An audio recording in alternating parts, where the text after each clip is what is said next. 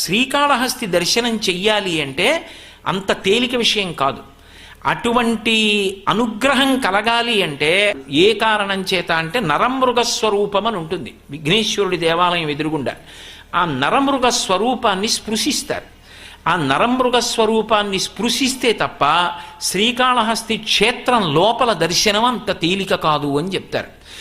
ఎక్కడైనా సరే శివలింగం పక్కన అమ్మవారు ఉంటుంది. ఒక్క శ్రీకాళహస్తిలో మాత్రం శివుడు పశ్చిమాన్ని చూస్తాడు, అమ్మవారు తూర్పును చూస్తుంది. ఇద్దరు ఇలా నిలబడతారు. ఆయన ఇటు చూస్తాడు, ఆవిడ అటు చూస్తుంది.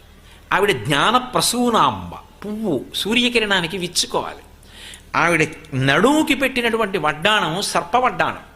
ఆ సర్ప వడ్డాణం చూస్తే చాలు రాహుకేతు గ్రహాలు ఉపశాంతిస్తాయంటారు. అంత శక్తివంతం జ్ఞానప్రసూనాంబ.